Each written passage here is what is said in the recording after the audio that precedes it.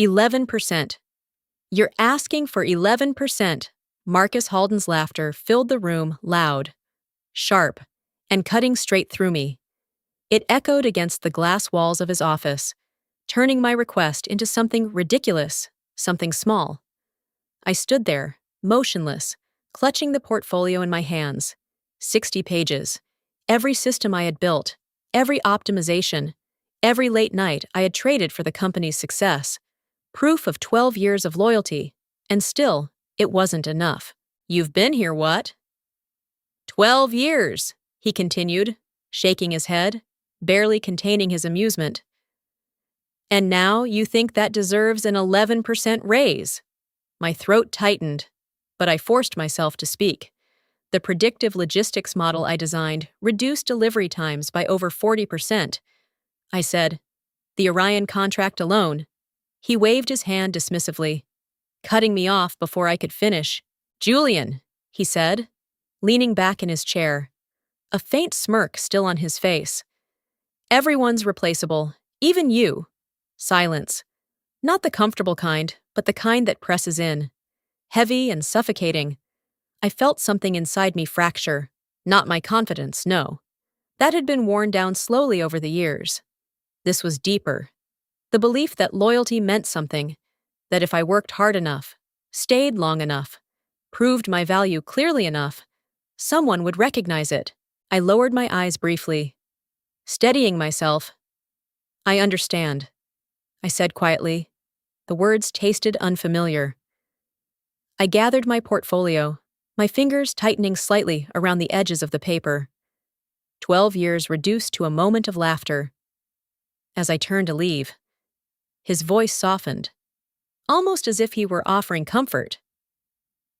You're good at what you do, he said, but you're not a front-facing asset. The board doesn't even know your name. That's just how business works. I paused for half a second, not to respond, but to let the truth settle. My name is Julian Cole. I'm 34 years old, a supply chain systems architect, and in that moment, I finally realized exactly what I needed to do next. Before we continue, take a moment to subscribe, but only if this story truly resonates with you. I'd also love to know where you're listening from and how old you are. It's always amazing to connect with people from different places. This is a fictional story, with some elements enhanced using AI to make it more vivid and emotionally engaging. Now, let me take you back and tell you how everything really unfolded. For 12 years, I had been the invisible engine behind Norvex Logistics. While others presented strategies in boardrooms, I built the systems that made those strategies work. I stayed late, solved problems no one else could, and quietly carried responsibilities far beyond my title. I told myself it was temporary, that eventually results would speak louder than visibility. They never did. By the time I reached my cubicle on the 5th floor, the echo of Marcus's laughter had faded, but something heavier had taken its place. The silence felt different now, not peaceful, empty. My desk sat in the same corner it had occupied for years, surrounded by workstations that used to belong to a full team. 15 people, reduced to 3. Not because the workload had shrunk, but because I had automated most of it. My screen lit up with a notification. The company's quarterly newsletter. I clicked it open. There he was, Marcus Halden, featured at the top, smiling confidently beneath a headline praising his innovative leadership in transforming Norvex's supply chain operations.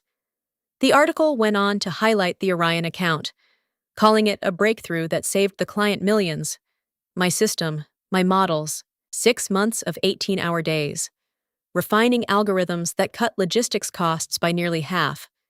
I remembered every line of code, every failed iteration. Every night I went home too exhausted to speak. And yet, not a single mention of the person who built it. I leaned back in my chair, staring at the screen a little longer than I should have. Then I opened my drawer and pulled out a small leather notebook. Inside were years of ideas, personal projects I had developed on weekends, documented carefully with timestamps, notes, and iterations. Many of those ideas now powered Norvex's core operations. What the company never questioned, And what I had never challenged was ownership, because those systems weren't created on company time. They were mine. I closed the notebook slowly, my fingers resting on its worn leather cover. For years, it had been nothing more than a quiet habit, a place to store ideas, to prove to myself that I was still growing, still thinking beyond the limits of my role.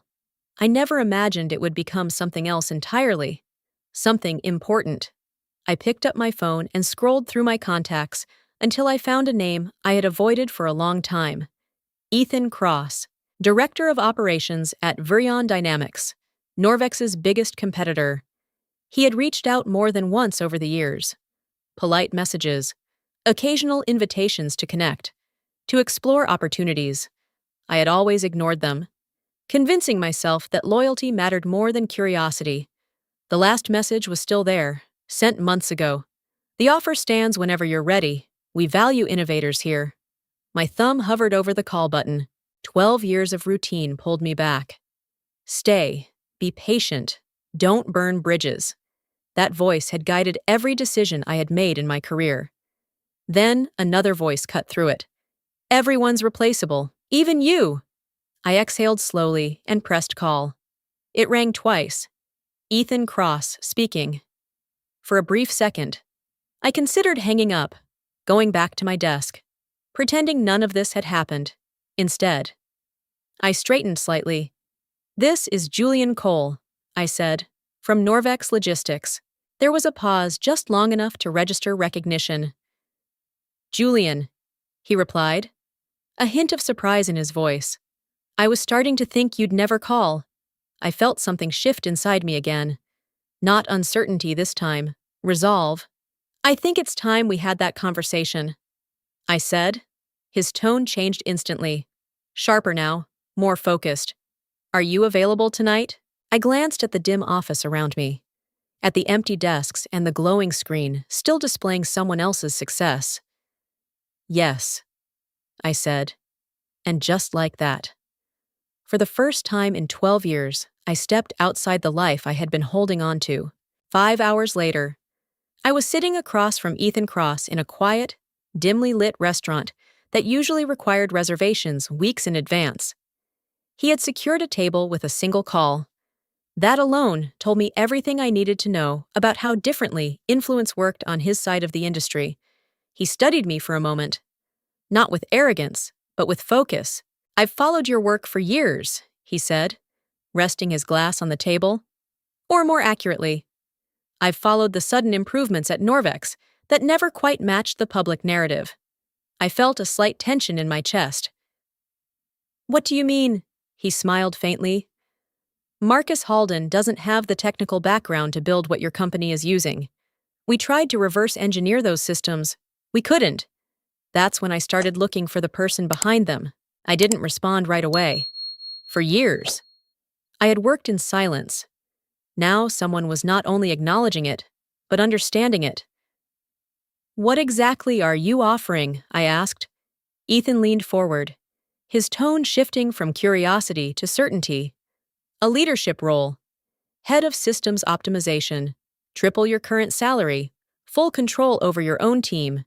Equity options. The words landed. But it was the next part that held my attention. And recognition, he added. Your name on your work. No more invisible contributions. I let that sink in before speaking again. And my personal systems, I asked carefully. The ones I developed on my own time. There was a brief pause. Not hesitation consideration. We have a formal intellectual property acquisition process, Ethan said. If you bring independent innovations, we compensate fairly. We don't assume ownership of what we didn't pay for. I reached into my bag and placed my leather notebook on the table. Everything is documented, I said. Dates, development stages, original frameworks. He glanced down, then back up at me, his expression sharpening. Then Norvex made a serious mistake, he said quietly, for the first time that night. I felt something unfamiliar rise within me. Not doubt, not fear. Value. 2 weeks later. I placed my resignation letter on Marcus Halden's desk. He didn't look up immediately. His attention remained fixed on his screen, as if my presence was no more significant than another notification. For a moment, I simply stood there, watching him, realizing how many times I had done this before, waited, quietly, for acknowledgement. Finally, he reached for the paper. 2 weeks' notice. He muttered, scanning the page. Where are you going? I considered giving him a vague answer. It would have been easier, safer. But I was done choosing safe. Virion Dynamics, I said. That got his attention. His head snapped up, eyes narrowing slightly. Our competitor? Yes. A brief silence stretched between us, heavier than anything he had said before. I could almost see the calculations forming behind his expression. That's unfortunate timing, he said slowly. We're in the final stages of expanding the Orion contract. I know, I replied calmly. I built the delivery model for it. Something shifted in his face then. Not amusement this time, concern. He leaned back, folding his hands together. Perhaps we should discuss retention options. The raise you mentioned earlier, maybe we can revisit that. I almost smiled. The offer I've accepted includes triple my current salary, I said, keeping my tone even. A leadership role, equity. He let out a short laugh, but it lacked the confidence from before. They're overpaying, he said. You'll see. Expectations like that are impossible to meet. Maybe, I replied. Or maybe they understand what they're investing in, for the first time in 12 years. I wasn't asking for permission. I wasn't explaining my worth. I was stating it. Marcus studied me for a long second, as if trying to reconcile this version of me with the one he thought he knew. It didn't match. Think carefully, he said. Decisions like this can burn bridges. I picked up my copy of the letter and met his gaze. Some bridges, I said quietly, were never really there to begin with. Then I turned and walked out. My final 2 weeks at Norvex passed in an almost surreal calm. I documented every process, trained my replacement, a recent graduate who looked both overwhelmed and impressed, and quietly organized my files. On the surface, everything appeared routine. Underneath, I was preparing for something far more significant. On my last day, I was called into an exit meeting with Daniel Reeves from legal. He greeted me with a polite, practiced smile and slid a stack of documents across the table. Standard procedure, he said, non-compete agreement, confidentiality clauses, and confirmation that you're not taking any company property. I took my time reading each page carefully. I won't be signing the non-compete, I said, placing the document back on the table. Daniel blinked, clearly caught off guard. It's standard. It wasn't part of my original contract, I replied calmly. And I'm not agreeing to new restrictions now. A brief silence followed, tension beginning to build. As for company property, I continued, meeting his gaze. I'm not taking anything that belongs to Norvex. He nodded slightly. Relaxing too soon? I am. However, I added, opening my bag, taking my personal intellectual property. I placed my leather notebook on the table and turned it toward him. These systems, I said, flipping through pages filled with dated entries, diagrams, and development notes, were created on my own time, using my own resources. Norvex implemented them, but there was never a formal acquisition or transfer of ownership. Daniel leaned forward, his expression shifting as he scanned the pages. These are the core frameworks behind our logistics operations, he said slowly. Yes, I answered. He flipped through more pages, the realization becoming unmistakable. We've built everything around these, he murmured. And yet, I said quietly, no one ever secured the rights. He sat back, visibly unsettled now. I need to escalate this immediately. Of course, I replied, closing the notebook. But my employment ends today. I stood, gathering my things. And what's mine? I added. Leaves with me. For the first time since I walked into that building 12 years ago, I walked out with everything that truly mattered. By Monday morning, I was sitting in a corner office at Virion Dynamics, looking out over a skyline I had only ever seen from the other side. The difference wasn't just the view, it was the atmosphere. For the first time in my career, I wasn't hidden behind systems, I was leading them. My team consisted of 5 specialists, each highly skilled, each expecting direction. Not instructions, direction. I opened the first meeting with a simple statement. "We're not here to improve the industry," I said. "We're here to redefine it." Then, I introduced them to the systems I had spent years building in silence. Within 6 weeks, the first implementation went live. The results were immediate. Delivery times dropped by over 30%. Operational costs fell dramatically. Efficiency metrics exceeded projections across every category we measured. But numbers weren't the most important outcome. Attention was. Virion's sales team moved quickly, approaching Orion Norvex's largest client with a new proposal backed by real data, not promises. Proof. We didn't just match Norvex's performance, we surpassed it. The announcement came on a Thursday morning. Orion was terminating their contract with Norvex and transitioning to Virion Dynamics. I was in the middle of reviewing system reports when my phone lit up. Marcus Halden. I let it ring. Then again. And again. 3 missed calls before a voicemail finally came through. "Julian, this is Marcus. We need to talk immediately. There may be consulting opportunities here, significant compensation. Call me back as soon as possible." I listened to the message once, then saved it without responding. 2 days later, I found him waiting near my car in the underground parking garage. "You've put this company at risk," he said, his voice low, urgent. I met his gaze evenly. I didn't take anything that belonged to Norvex. I replied, "I took what was mine." For the first time, he had no immediate answer. And for the first time, the balance of power had completely shifted. The impact didn't take long to surface. Within a single quarter, Norvex began to unravel. What had once been presented as a stable, industry-leading operation started showing visible cracks. Clients noticed delays. Systems that had once run seamlessly began to fail under pressure. Without the core frameworks I had built and maintained, their entire infrastructure started to deteriorate. The market reacted quickly. Norvex's stock dropped by over 60% in less than 3 months. Analysts described it as a sudden loss of technical capability. Though there was nothing sudden about it, the weakness had always been there. It had simply been hidden behind my work. Layoffs followed.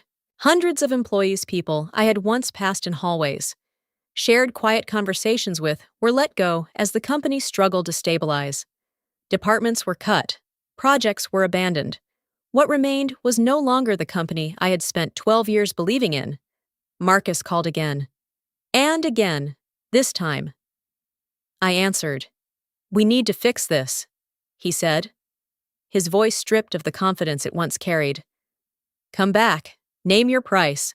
We'll double whatever they're paying you." I leaned back in my chair, letting the silence stretch just long enough. "You told me everyone was replaceable," I said calmly. "I'm just following your business philosophy." "This isn't about philosophy anymore," he replied, tension rising in his voice. "This is about survival." I thought about that for a moment. 12 years of loyalty, 1 moment of laughter. "You had your chance," I said quietly. Then I ended the call. Not out of anger, but because there was nothing left to say. The victory didn't feel the way I thought it would. A few weeks later, I began to hear the stories behind the numbers. Former colleagues reaching out, departments dissolved overnight, people in their 50s suddenly jobless, unsure how to start over. These weren't executives or decision-makers. They were people like me, people who had simply stayed. One afternoon, a familiar face appeared in the lobby at Virion. Linda Carter, former head of customer support at Norvex. She looked smaller somehow, like the confidence she once carried had been stripped away. "I lost my job," she said plainly once we sat down. 37 people in my department. Gone. I felt the weight of her words settle in. "They're saying you're the reason," she continued, her eyes searching mine. "That you took something and brought it here." "I didn't take anything," I said quietly. "I kept what was mine." She nodded, but it didn't bring comfort. "I'm 56. Julian," she said. "Who's going to hire me now?" That question stayed with me long after she left. That night, I opened my laptop and started building something new. Not a system this time, but a list. Every former Norvex employee I could find. Names, roles, experience, by midnight. There were over 200. The next morning, I walked into Ethan's office. "We need to do more," I said, placing the list in front of him. "We benefited from what happened. That comes with responsibility." He studied the document in silence. "I want to create a program," I continued. "Recruit them, train them, help them transition." He looked up at me, thoughtful. "That's not a small investment." He said, "No," I replied. "But it's the right one."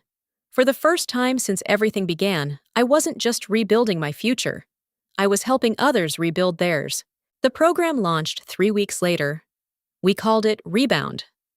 At first, it was a simple initiative: priority interviews for former Norvex employees, fast-tracked hiring processes, and partnerships with training organizations to help those who needed to update their skills. But it quickly became something bigger. Within a month, we had hired over 100 former employees. People who had once been overlooked were now stepping into roles where their experience actually mattered.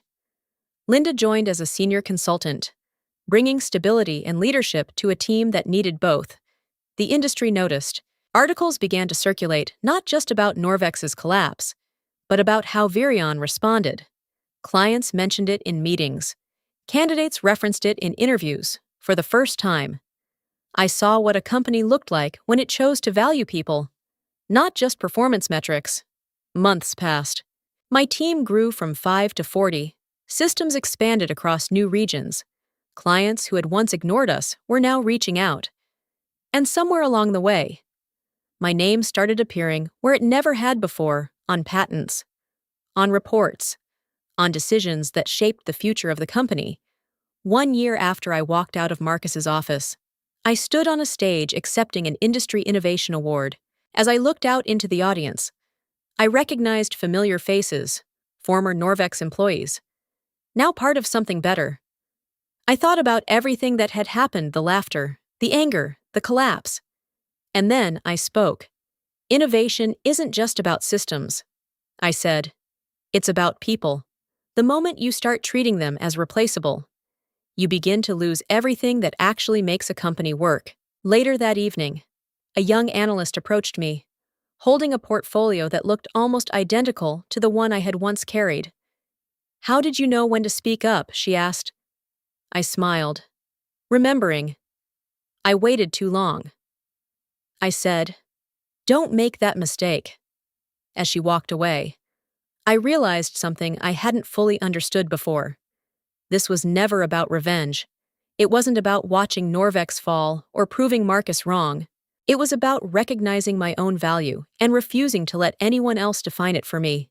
Because in the end, the most important system I ever built was the one that taught me I was never replaceable. If you would have made the same choice I did, walking away and finally choosing your own worth, then go ahead and like this video. And if you've ever been in a situation like mine, I'd really like to hear your story. How did you handle it? Did you stay, or did you choose yourself? Share it in the comments. I read them, and I'm genuinely curious about your journey. For a long time, I believed that loyalty and hard work would eventually speak for themselves. But this journey taught me something deeper: if you don't recognize your own value, no one else will do it for you. Standing up for yourself isn't arrogance, it's self-respect. And sometimes, the hardest decisions are the ones that change your life the most. If this story meant something to you, I'd love for you to be part of this community, because your voice, your experiences, and your perspective truly matter. Don't forget to subscribe, leave a comment sharing your thoughts, and like or share this video if it resonated with you. You're not just watching, you're someone who adds value here.